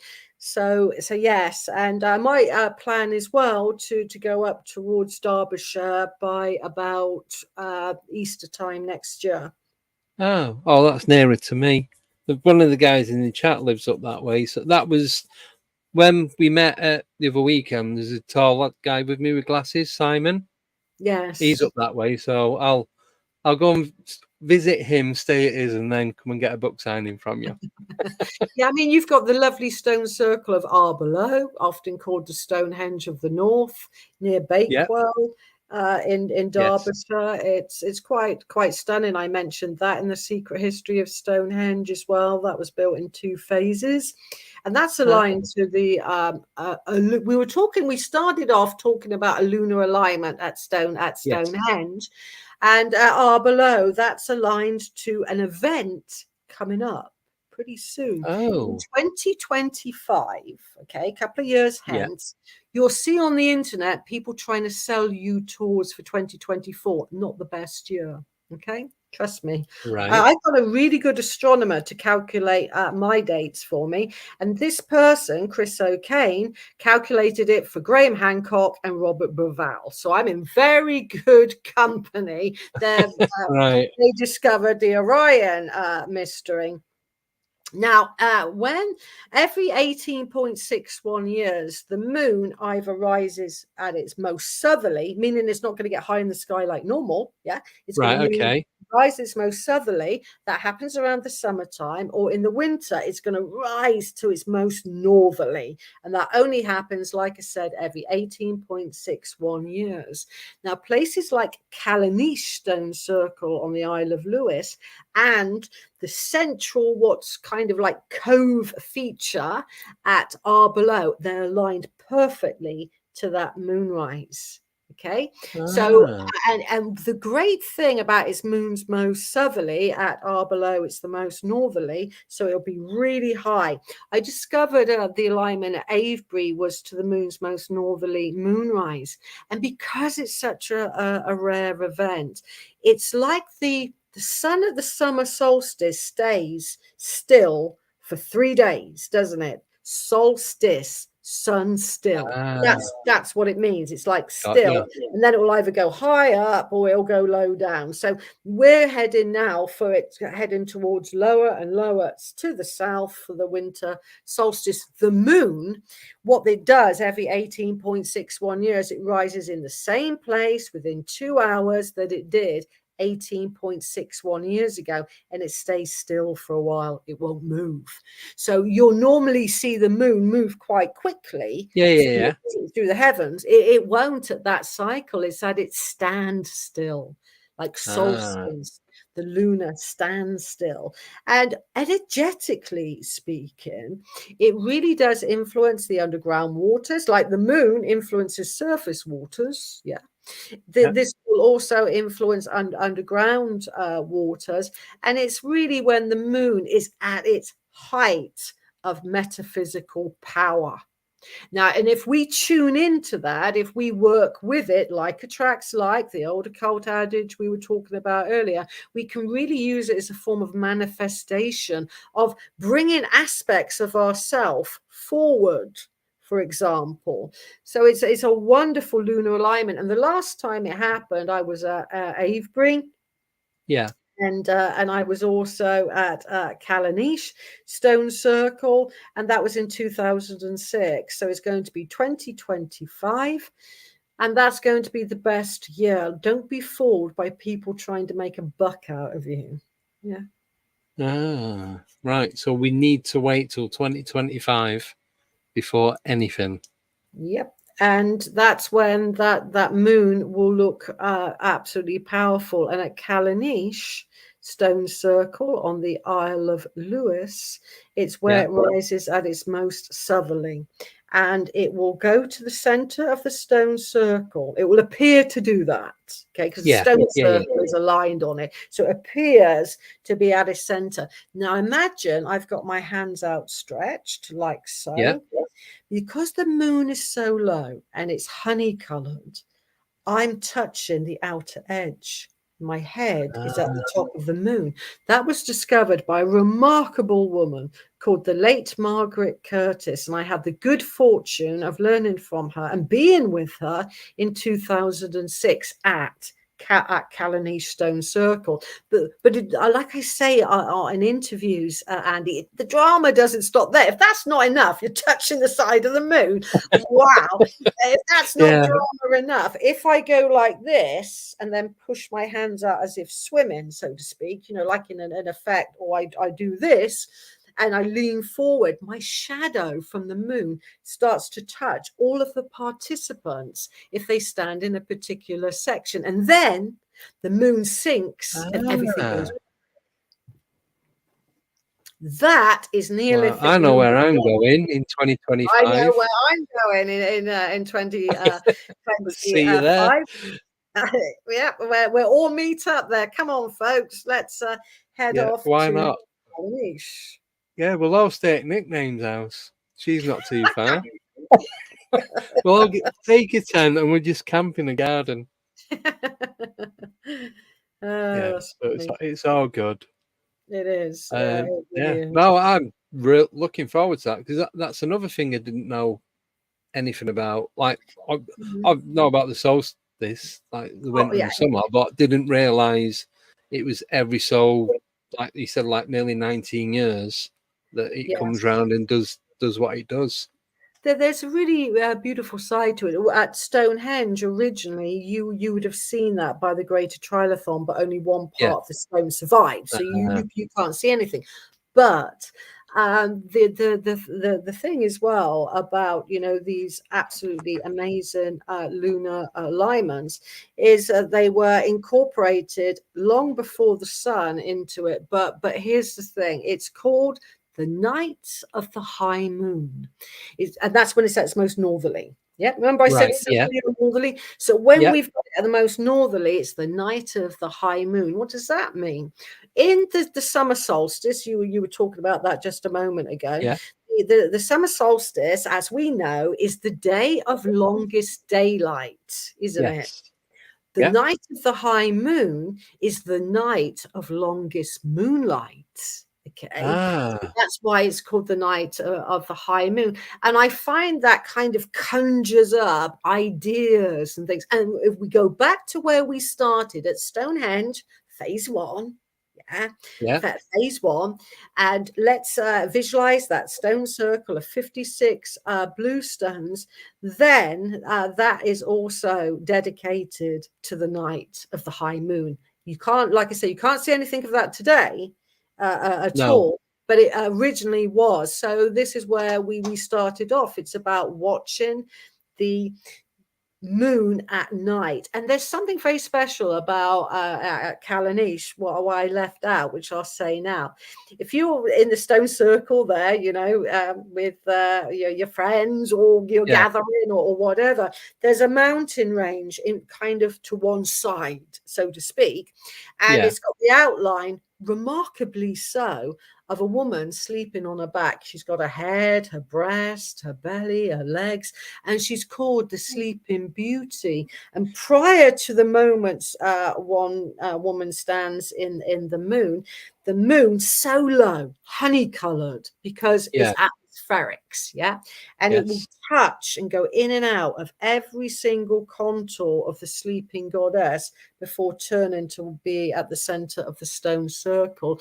It's absolutely incredible. So you look out whenever you're on the Isle of Lewis, you can't miss that mountain range, which looks like a goddess in the landscape. It is truly remarkable. But the earth energies, let's say now you're at this lunar event, you're at Callanish, wherever, you could be other places besides.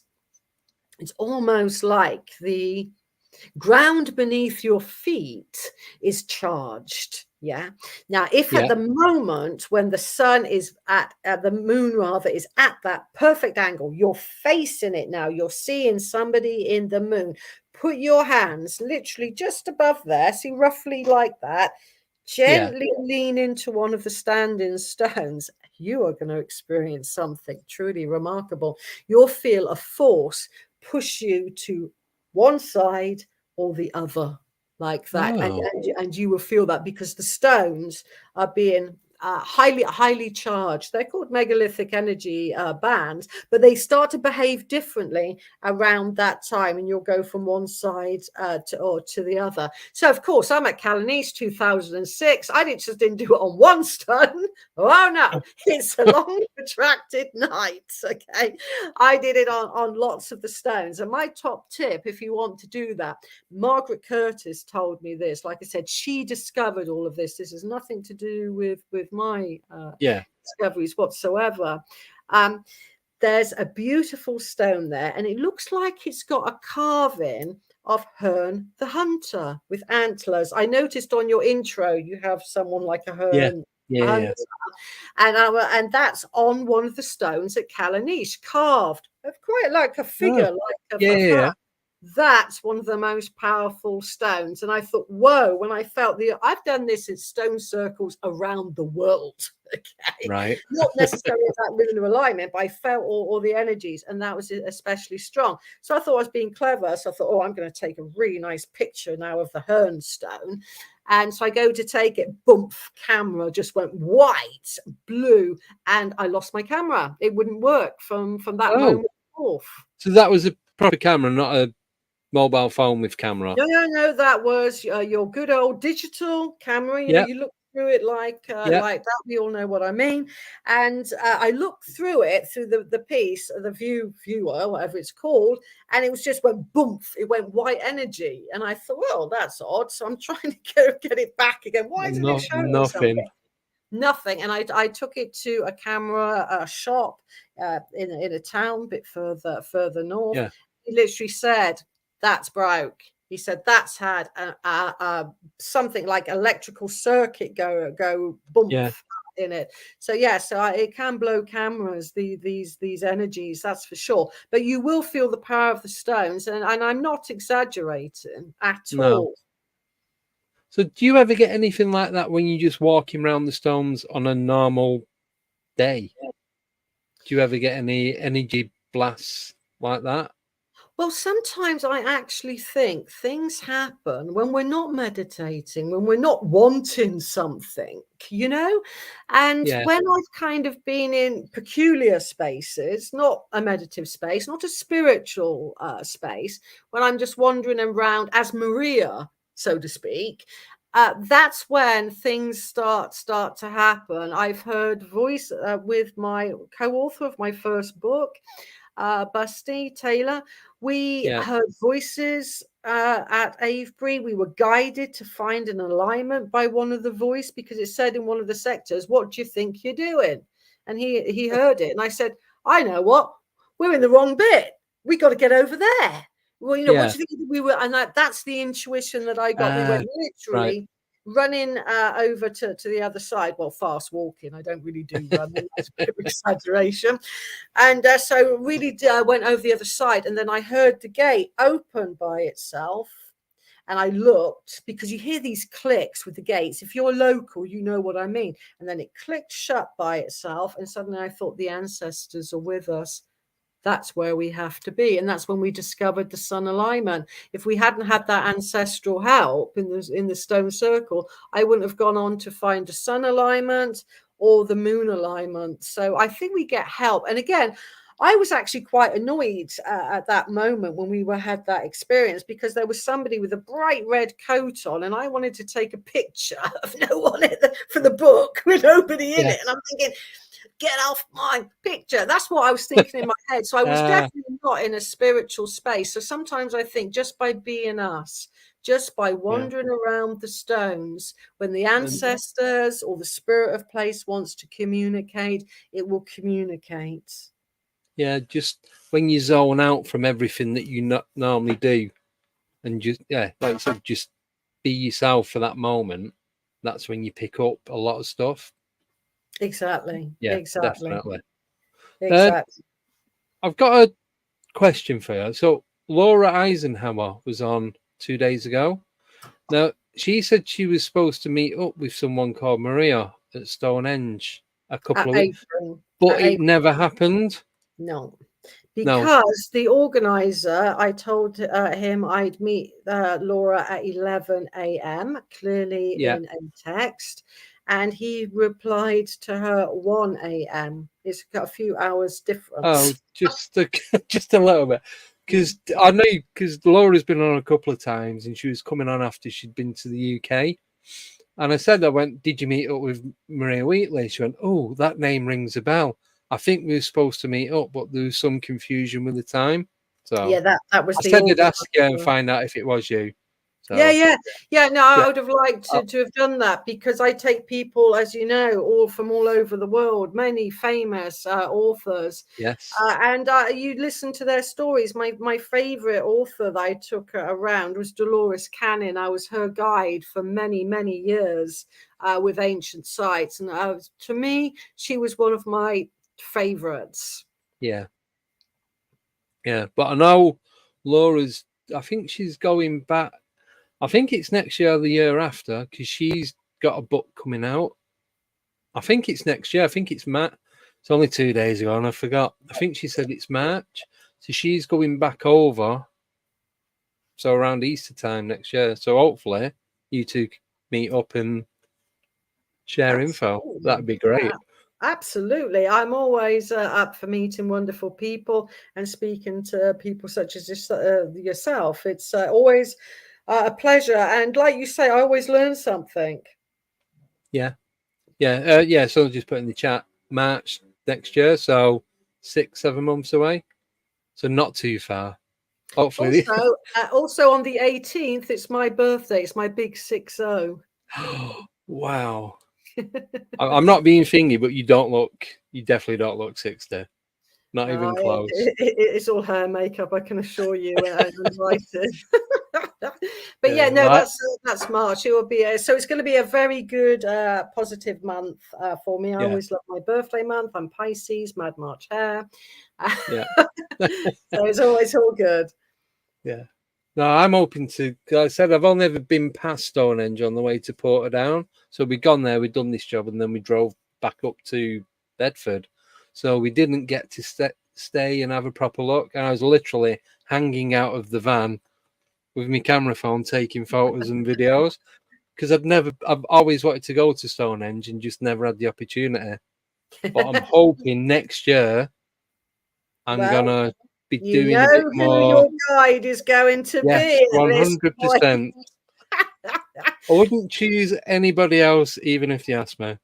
So no, seriously, it's great to explore the Stonehenge environs, because what a lot of people don't do when they go to Stonehenge is they don't visit Woodhenge or Durrington Walls or the Cuckoo Stone. Stonehenge was a part of an integral ceremonial landscape. So by visiting all the different places and the different energies therein, you will get a much, much wider picture of Stonehenge. And that's really not what a lot of visitors do. So Woodhenge tends to be quite quiet compared to, And also, what I would recommend to everybody for Stonehenge is consider private access to it. Okay, it is expensive.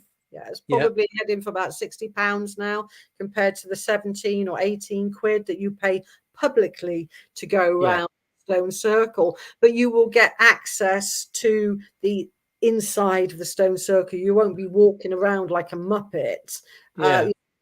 Meters away from the actual stone circles, and it is really quite an experience. And how I enter the sanctity of Stonehenge, because it is sanctity, is I go in the footsteps of the ancestors, where I walk in the original entrance to Stonehenge, and that's because it's flowing in on an earth current. You're flowing in with the energy.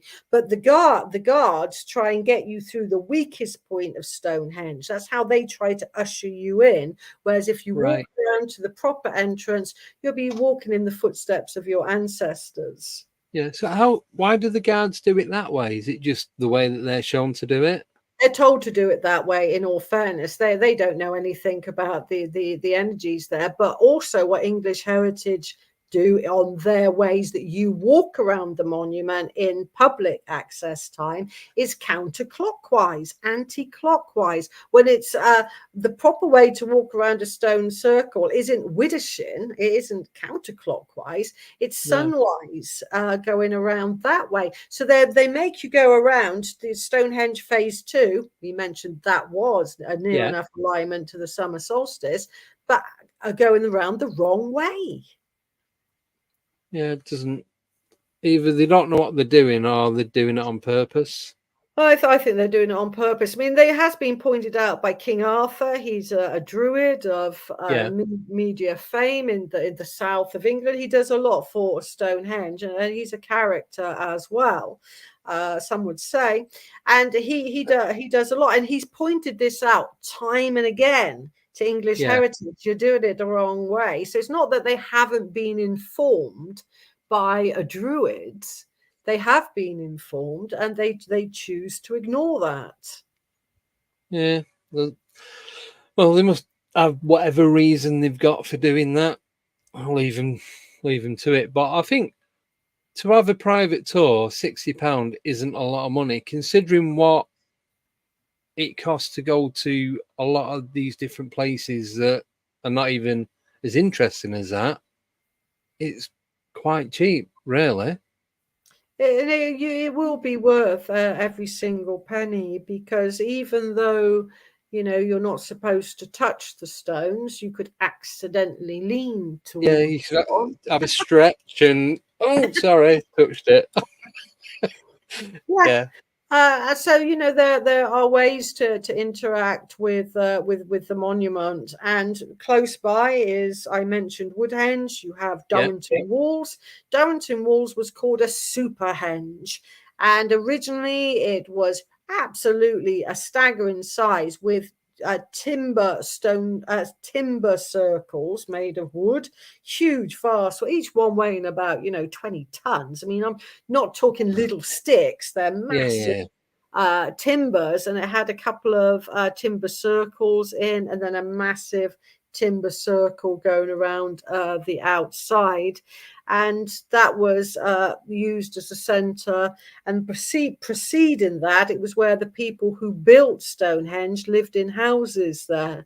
So it's got a lot of archaeology, and not far away from that area of Woodhenge, Durrington Walls, you have the Cuckoo Stone, which was at one time it was stood upright. It's recumbent now, means it's fallen over. That's recumbent stone, and that's very magical place. It's got high energy. It's got really quite uplifting energy, and it energizes you as well. So it's a really good place to go if definitely need that. Well, we all need that. So I would say hot-foot it to the Cuckoo Stone and feel the energy there. You will not be disappointed. No. So how long do the tours take on average? Well, you want to, for private access, it's only an hour with 36 other people. That's how Yeah, English Heritage do that. So that's an hour there, but you have to go on a bus now. That's about 10-15 minutes there and yeah, back. So all in all there, probably about an hour, 2 hours, because you might like to go to the museum afterwards or the shop. A lot of people like that. I'd allocate maybe 2 hours for that. And then yeah, Woodhenge is only about 15 minutes, if that, maybe 10-15 minutes away, probably 10. And you yeah. can have any time. That's free. It's open all year round, any time of the day or night. All And you right. have free access to Woodhenge. Yeah. Oh, that's not bad then. So it is it's a full day out, really. It Yeah, will be a full day out because you want to experience, walk around, yeah, and it's a wonderful experience. Like I say, when we think about Stonehenge, we think of it as being an isolated monument, but yeah. originally back in the Neolithic, yeah, up until 1724, so from 5,500 years Oh, ago, one of the most amazing monument stood in front of Stonehenge, and it was near enough 2 miles long. Yeah.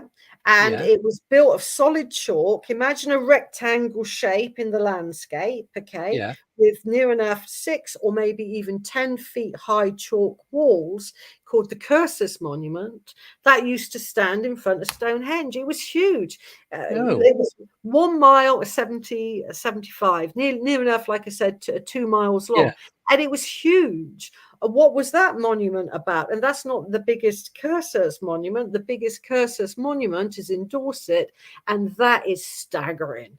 It yeah. was 7 miles long. Jeez. Yeah. So these are the lost monuments. It got William Stukeley in 1724 recorded what the curses looked like in front of Stonehenge, because it was basically being ploughed away, by greedy farmers wanting more Yeah, land usage. That was its demise. And same to some regard of the one in Dorset on Cranbourne Chase, the one that's 7 miles long. But again, in East Riding, they had lots of curses monuments around the Rudstone area. I think they had three or four, actually. So it was a style of monument that the long-headed people created, and nobody knows what they were used for at all. mm, It's a real enigma in the landscape. But if some of your listeners and viewers would want to Google the Cursus Monument, put in William Stukeley, the Cursus Monument, put it into yeah. Google Images, and he has a very famous drawing of it, which Oh, you can have a look at in your own way and in your own time. oh, perfect. Thank you for that. Right, You're we welcome. just hit the 2 hour mark. Are we okay for two more questions? Absolutely. Perfect. Thank you.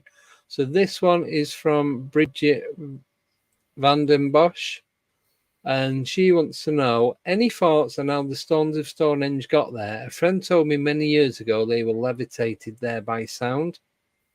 Okay, that's such a lovely question, and it's the $6 million question. Yeah, It's how the stones moved. Well, in my experiments with using copper probes that go very deep into the ground, I couldn't do it today. Could you try imagining doing that? You'd be pulled off by the National Trust. never Probably seen again. never seen again. Like extra heads, isn't it? All over Yeah, again. Jeez. that's what happened. Yeah, and we put copper probes into what's called earth currents. You have a ley line, and quite Yeah, often you get two earth currents entwining that ley, and the earth currents are much more powerful than the ley. That's called a ley system. So we see a line with two currents entwining it. Now, we took some measurements on the female earth current that's associated with the St. Michael Lane. And interestingly, one of the recorded signals was around 25 hertz. And you always get earth currents associated with stone monuments. You always do. The two go hand in glove. Now, let's say the ancients were masters of sound frequencies. Let's just go with that concept, okay? Yeah. And if they could change the 25 hertz frequency flown through the earth, that because of their ear placements, I believe they could hear. Yeah, I think they could hear these sounds. Then if they could change it to 25 kilohertz, that's a much higher cycle of frequency. 25 kilohertz is the frequency of levitation. And so they could be manipulating the earth current to make the stone lighter. Yeah, I think they would have made it a lot lighter. And there's lots of things on YouTube with the 25 kilohertz, and you've got other authors like Dr. Sam on the Bosnian pyramids. He quotes that as well. And I think that would have been one way in which you could make the stones move across the landscape. Thank you. Right, we've got one more question, and this is from Alien Woods, and they want to know, what's Maria's rising sign? Is it Leo? I wish it was. Little old fiery me. No, it's that's a really good question, Alien Woods. It's actually Capricorn. I feel quite boring now. Oh. Yeah, so I'm Pisces Sun and Mars in Pisces as well, but I do have that practical kind of Capricorn rising. Yeah, right. Thank you for that. Yeah, nicknames just put, we must meet up for a Maria tour. Absolutely. Come on. If there's anything about ancient sites, you're hot footing it with Maria. I'll take you to places that people don't even know is in the Avebury landscape, because they just go online, and half the stuff isn't online about the other monuments in the Avebury landscape. Right. Yeah.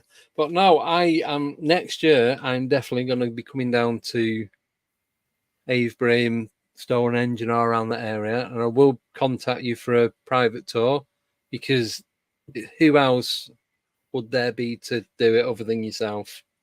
I wouldn't want anybody else, to be honest. Absolutely amazing. So thank you so much for coming on tonight. It was great to see you the other week. Hopefully I'll get to meet you again, and hopefully you'll come on the show again. Absolutely. Yeah. So once a book's out, and hopefully in the new year, you'll have a lot more information and updates for us. Absolutely. As always, it's a pleasure. It's a pleasure to have such a lovely audience asking some great questions as well. So I thank the people that have asked the questions, because it always keeps me on my toes. Yeah. and I always enjoy answering them. So thank you to everybody. Yeah. And thanks again for coming on. Just before I do go, I'm going to be doing another live stream in about between half an hour to an hour, because we're going to as I said, we're going to Cannock Chase tomorrow night doing an investigation. But I said that I'd show everyone and tell everyone the equipment that we're taking. So I know what I'm going to do a couple of updates as well of what's going to be coming up. So just to keep everyone informed and not leaving it till let them find out after it's all been done and what have you. So yeah, that's it. So yeah, thank you again for coming on. It's been an absolute pleasure. Love having you on here. It's great. So that's it. Thank you. Right, so we're going to end this now. You guys, if you want to come back on, it's not going to be on any later than 10 o'clock. I just need to go and get something to eat before I do the next stream, because I don't think I'm going to last in the seat. Food and drink, and I'll be all right after 15 minutes. Oh, wow. So, you're a trooper, Andy. You're a trooper. And then I've got to get up at 8:30 tomorrow to go and pick one of the guys up from the train station. Then we're going to drive up to Lichfield, then do that through the night and do a full night of investigating. Wow. Well, good luck. I hope you get something extraordinary.